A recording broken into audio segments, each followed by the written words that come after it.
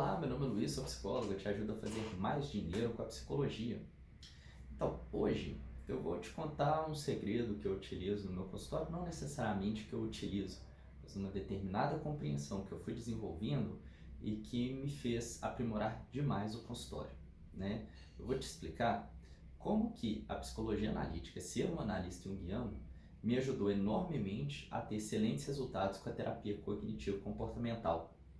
Isso pode parecer um absurdo no primeiro momento. Eu acho que se você já é conhecedor, né, das epistemologias que estão por trás, você vai falar, não, mas isso é incompatível, né? E a princípio, na lógica teórica, realmente eu estou falando de duas coisas distintas. Mas, partindo do pressuposto de que toda teoria é só um ponto de vista sobre a realidade, então quando a gente vai para a prática, eu posso dizer que é até necessário que a gente faça esses diálogos, porque um purismo teórico nesse ponto pode ser extremamente prejudicial para o seu paciente.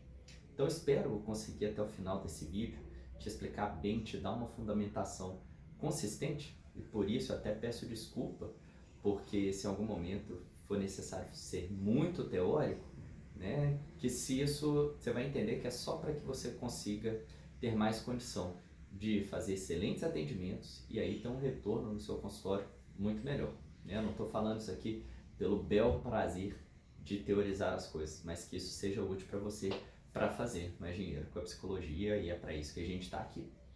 Então vamos lá. A gente então tem essa suposta divisão entre uma TCC e uma psicologia analítica. Então vamos lá, terapia cognitivo-comportamental. A base dela, então vamos lá na filosofia, porque isso vai ser crucial para a gente compreender, ela tem uma base do estoicismo. Então, se você não conhece os estoicos, não estudou, eu recomendo, né, que você vá lá estudar um pouquinho, mas de uma forma, grosso modo, eu vou dizer o seguinte: o estoicismo ele parte do princípio que os nossos sentimentos eles surgem de tal forma que eles distorcem o nosso racional. Então, quer dizer, você já deve ter sentido isso em alguma forma.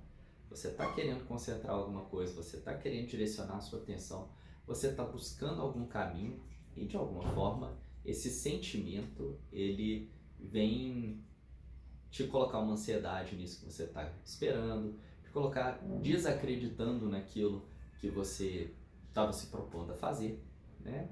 Então, vamos ver como que isso funciona na prática, esse estoicismo, né? Você está passando por um processo depressivo, então os seus sentimentos de tristeza eles estão tomando conta de você, e por ele tomar conta, ele faz com que você, a cada passo que for dar, pense de alguma forma negativa, pense de alguma maneira que as coisas não vão funcionar, que as coisas não vão dar certo, que não servirão para você. Então você consegue perceber como que o sentimento está interferindo na sua forma de raciocinar? Então, esse é um ponto. Posso também utilizar esse exemplo num quadro de ansiedade. Então, o quadro de ansiedade é muito comum que a pessoa tenha pensamentos catastróficos, ou que ela sempre tenha um pensamento como se ela fosse capaz de prever o futuro. Então, eu começo a imaginar que lá na frente um projeto que eu tenho vai dar errado, que o encontro que eu vou fazer não vai dar certo, que nada funciona para mim, então lá na frente, né, vai ter um desastre, um acidente ou algo assim. E só de pensar isso no futuro, eu já vivo isso no presente, agora, e viver isso no presente me faz já sentir ansiedade no momento, e aí eu tenho as crises de ansiedade, por aí vai. Então, quer dizer, a TCC, quando a gente vai falar sobre pensamentos funcionais, pensamentos disfuncionais, crenças limitantes, ela vai muito nessa perspectiva de que o nosso sentimento, então, de certa maneira a gente está lutando contra ele, ele precisa ser controlado de alguma forma, né? Pode ser que alguém que esteja assistindo não concorde, não é esse exatamente o termo, mas aqui é um espaço para a gente conversar de uma maneira clara, direta e que seja funcional, correto? Então vamos lá.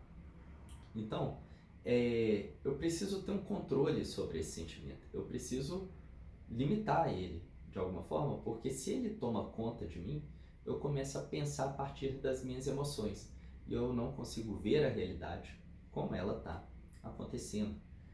Então, todos os momentos você vai ver isso. Como que eu confronto a minha cognição limitante? Como que eu faço para enfrentar determinado pensamento automático? Porque eu fortalecendo o meu racional, eu consigo manusear o mundo concreto de uma maneira mais fácil. E aí meus sentimentos eles não interferem muito. Tanto que nas intervenções de terapia cognitivo-comportamental, daí o próprio nome diz, terapia cognitivo-comportamental. Então não é terapia da cognição do sentimento e do comportamento. O sentimento é simplesmente algo que surge, mas não é onde você vai trabalhar. Você vai fazer regulação emocional, por exemplo. Então você vai entender que a regulação emocional é sempre como eu fortaleço a minha cognição para conseguir controlar o sentimento. Então aí a gente já toca num ponto que a psicologia analítica me ajudou bastante. E aí eu vou trazer os tipos psicológicos, ok? Bora lá fazer esse diálogo para você compreender. Então se eu penso em tipos psicológicos, eu tenho extrovertido e introvertido. O extrovertido, ele está mais interessado no mundo objetivo e o introvertido está mais interessado no mundo subjetivo, ok? Mas isso não, nesse ponto, não traz muito crescimento, muito ganho para a gente. Agora, quando eu penso as 4 funções, eu tenho a função pensamento, sentimento, intuição e sensação. Se eu for pensar a TCC, o que ela faz? Se o meu sentimento e a minha intuição eles estão me jogando no buraco, eu vou precisar fortalecer o meu racional e a minha sensação para conseguir viver nesse mundo de uma forma mais consistente. Então, basicamente, se eu pudesse falar assim, na hora que eu estou ali trabalhando com alguém, eu parto do princípio seguinte: eu tenho que fortalecer o lado extrovertido, pensamento e sensação dessa pessoa, seja ela passando por qualquer momento. Eu crio esse padrão, né? Por quê? E aí eu estou compreendendo que, por mais que eu, como analista junguiano, eu entenda que é importante a pessoa ter contato com sentimentos, ela conseguir escutar as suas intuições para guiar a sua vida, eu compreendo que naquele momento que o paciente está no meu consultório, sofrendo com uma depressão grave, tendo crises de ansiedade, sendo atacado por problemas que fazem ele comer além da conta, com medo de dirigir, por aí vai, eu entendo que se isso está fazendo mal, eu tenho que fortalecer o outro lado, para que ele possa equilibrar. Então não parto do princípio que simplesmente vamos só escutar o inconsciente e ver aonde ele quer guiar. Eu estou partindo do pressuposto, olha, a pessoa está aqui me pedindo ajuda, então se eu tenho um instrumento que eu fortaleço o lado racional e sensação dele, e isso vai ser importante para ele lidar com alguns problemas da vida dele nesse momento, eu vou fazer uso disso, né? Então esse é o ponto 1. Compreender os tipos psicológicos me ajudaram a entender como que a estrutura cognitiva, né, criada pela TCC, como que ela funciona e como que eu posso ajudar a pessoa e contra o que eu estou lidando, porque senão virava algo muito abstrato, que para algumas pessoas da TCC fica nesse nível, né? O que é o sentimento? O sentimento é algo a ser ignorado. Eu entendo que não é algo a ser ignorado, mas é algo que naquele momento ele precisa ser combatido e enfrentado de frente. E aí então a gente passa para um segundo ponto que a gente precisa compreender, e eu acho que talvez até mais importante, de como usar a psicologia analítica para aprimorar, né, a terapia cognitivo-comportamental. Então, se eu penso numa seta descendente, se eu penso no modelo cognitivo, né, na conceituação cognitiva de um paciente, eu tenho no primeiro momento o pensamento automático que faz surgir e emergir um sentimento que leva a um comportamento. Então, nesse ponto eu já expliquei que para trabalhar isso eu vou para o lado cognitivo fortalecer essa confrontação desse modelo. Então, fortaleço o racional para confrontar esse modelo. E na conceituação cognitiva de qualquer pessoa, eu tenho os pensamentos automáticos, as crenças intermediárias e as crenças centrais ou nucleares. Tá? Então aí me faz pensar o seguinte: a gente começa trabalhando com a pessoa no nível superficial, que são os pensamentos automáticos. Então, lidar com os pensamentos automáticos é, é, é lidar com aquelas reações mais espontâneas que acontecem no dia a dia. Então, vamos dizer, é a superfície, né, da coisa, e ela diz muito respeito a como a pessoa lida com o mundo exterior dela, né? E aí a gente volta, agora sim a gente volta nos tipos psicológicos, que é o extrovertido, quer dizer, como que eu lido com o mundo, como que eu lido com as pessoas, com as circunstâncias. Porque para eu ver o pensamento automático, eu pego uma circunstância, um contexto, eu vejo naquele contexto qual foi o pensamento automático que surgiu, qual o sentimento e qual o comportamento. Então, nesse momento, eu estou vendo a minha relação com o mundo exterior. Então, eu estou trabalhando essa perspectiva. Só que a partir do momento que eu já descobri qual que é o padrão que esse mundo exterior, a minha relação com o mundo exterior, a relação do meu paciente com o mundo exterior está se dando, eu já posso aprofundar um pouco. E aí eu vou entender os padrões de comportamento e quais as reflexões que a pessoa tem em relação a esse assunto, né? Quais são os padrões de suposições que a pessoa tem. Então, por exemplo, eu sempre tenho que ser bom, são verdades, mas são verdades comportamentais, são verdades de hábitos que a pessoa está trazendo. Mas isso já está em um nível, vamos dizer assim, inconsciente. E eu tenho um nível mais profundo, que são as crenças centrais. E é interessante, porque quando você vai estudar, né, a TCC, com os grandes nomes, né, eles vão utilizar esse termo que eu fico pensando comigo se maldosamente foi escondido uma verdade por trás dele. Vou deixar essa dúvida aí na sua cabeça, você deixa aí no seu comentário o que você acha. Eles falam, a crença nuclear foi ativada. Se você conhece a psicologia analítica, esse termo te remete a algum outro conceito que Jung criou, né? E acho que você já sacou. Se eu estou falando de crenças nucleares ativadas, o que é ativado? Complexos afetivos. E aí, né, na TCC vai falar o seguinte, olha, quando uma crença central ela é ativada, ela faz surgir um pensamento automático, esse pensamento automático toma a personalidade da pessoa por completo e faz com que ela só enxergue aquilo. O que o Jung fala de complexo? Então, quando um complexo afetivo ele é ativado, ele altera a sua cognição, sua forma de pensar, muda a forma que você enxerga o mundo e vai determinar como você age. É exatamente a mesma coisa. Então, compreenda isso. E é isso, na hora que eu estou ali atendendo, eu falo, olha, quando eu comecei a estudar e ouvi lá sobre crença central ativada, fazendo surgir, eu falei, opa, tá falando de complexos afetivos. Então, aí eu não estou falando que eu vou trazer lá do inconsciente coletivo, arquétipos, eu não estou lidando com isso. Apesar de que, falando aqui com você agora, me veio essa reflexão. Quando na TCC se diz de quais são as crenças nucleares, os tipos de crenças disfuncionais, você tem 3: desamor, desvalor e desamparo. Ou eu poderia falar de incapacidade. Se eu tenho 3 padrões, eu tenho um arquétipo, né? Eu tenho formas de estar, de refletir o mundo, que serão sempre iguais, que vão apresentar-se de formas diferentes, mas estarão ali sempre em torno desses 3.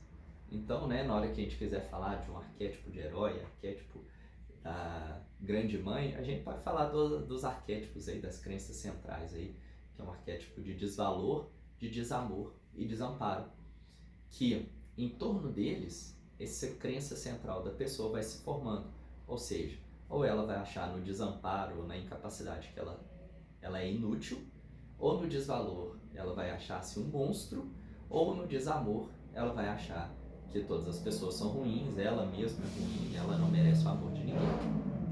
Então, quando eu lido com minhas crenças centrais, então agora deixando a questão dos arquétipos de lado, quando eu lido com as crenças centrais, eu estou lidando com uma camada mais profunda da personalidade da pessoa. Eu não estou lidando com a superfície, que é como a pessoa lida com o mundo exterior. Eu estou lidando de como a pessoa lida com o seu mundo subjetivo, né? Então, eu estou levando a pessoa a se aprofundar dentro da personalidade dela. Tanto que, qual é a forma de você saber uma crença central?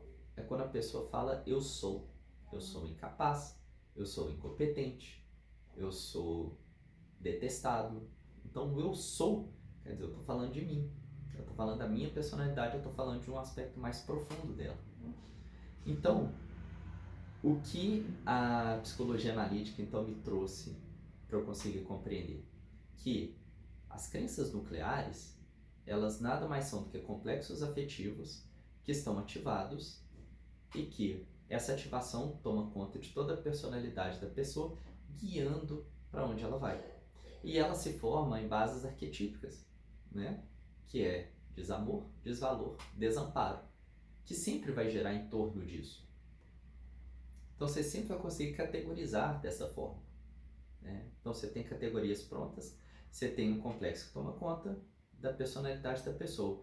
Mas aí eu tenho que comprovar, eu tenho que, né, falar para você que nesse ponto a terapia cognitivo-comportamental ela dá um show. Por quê?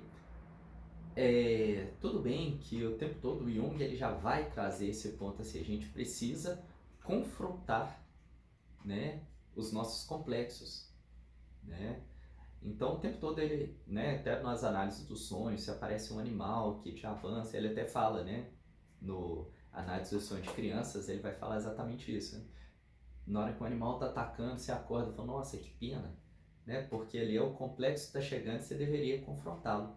O que a TCC fez? Ela criou um método muito eficaz de como confrontar essas crenças nucleares, pensamentos automáticos, ou se a gente traduz para a psicologia analítica, como confrontar esses complexos afetivos, né? Um método que, apesar do nome também ser um tanto duvidoso, em algum momento vai falar, né, sobre questionamento socrático, e tadinho, Sócrates deve rolar no túmulo dele, né, na hora que você fala sobre questionamento socrático, porque o questionamento socrático ele não teria um padrão, né? Mas tudo bem, é um nome bem comercial, chama bem a atenção e ele é bastante eficaz, né? Não é só por causa da nomenclatura que a gente não vai dar um mérito para um instrumento, né, para a nossa profissão que vai ajudar bastante. Então, esse questionamento ele vai fazer exatamente esse processo que a TCC propõe, de confrontar o tempo todo essas crenças, os pensamentos automáticos, ou, se eu quiser pensar em complexos afetivos, criar um método para isso, é o que vai fazer toda a diferença, né? Então, quer dizer, você coloca a pessoa a se deparar de frente, a dialogar com os complexos, as crenças centrais nucleares que ela tem. Então, vamos lá recapitulando tudo que a gente conversou hoje aqui, de como que a psicologia analítica pode te ajudar a fazer atendimentos de TCC muito melhor. Então aí você vai entender que é possível fazer essa mescla, né? E como que uma pode ajudar bastante a leitura da outra.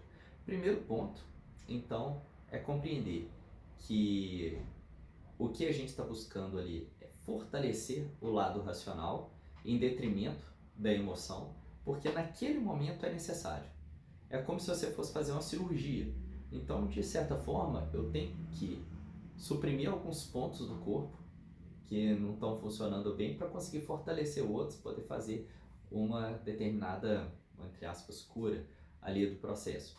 Então, eu preciso focar num ponto. Eu preciso ser unilateral nesse ponto. Então, compreender os tipos psicológicos, ou mais precisamente, compreender as funções da consciência, vai ajudar você a entender, olha, então estou focando no racional, a sensação para a pessoa ser mais funcional no mundo, ela sendo mais funcional no mundo, ela vai se sentir mais capaz e aí ela vai melhorar dos sintomas, né, de ansiedade, depressão e por aí vai.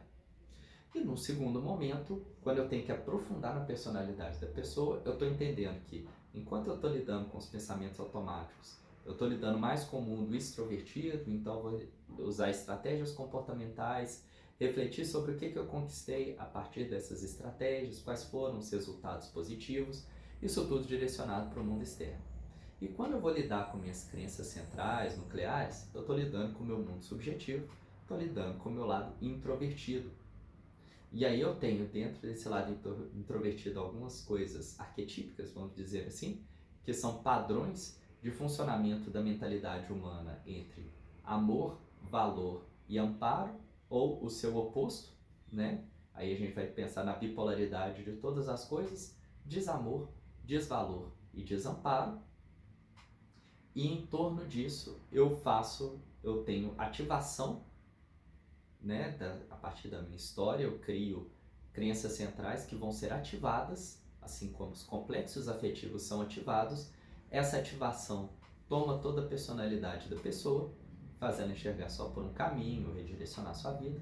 Então, crenças centrais e complexos afetivos estão lado a lado. E aí, o que eu preciso fazer? Confrontar esse lado, né, da minha personalidade. Criar um diálogo com ele. E é interessante porque a TCC ela também não pressupõe você negar que isso acontece ou colocar que isso está errado. Na verdade, você vai dialogar. Você vai criar coisas, você vai questionar isso. Você não está só falando que aquilo está errado. Você vai questionar, olhar diferente, porque às vezes está certo, né? Às vezes uma crença central, ela se mostra verdadeira, né? E aí eu tenho que também aceitar isso, não só negar. Então espero ter ajudado, né? E talvez em outro momento a gente pode falar mais sobre o processo fenomenológico, que também vai passar pelas duas, e vai ajudar bastante se você compreender isso, vai ajudar bastante no processo. Eu espero